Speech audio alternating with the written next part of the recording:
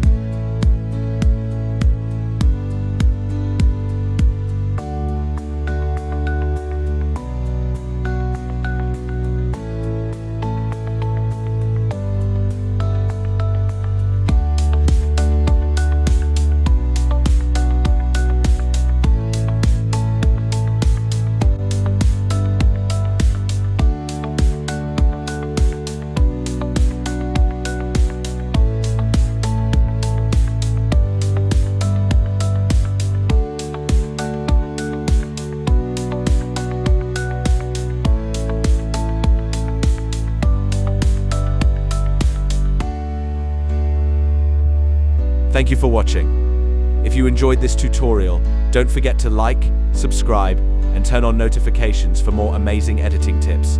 See you in the next video.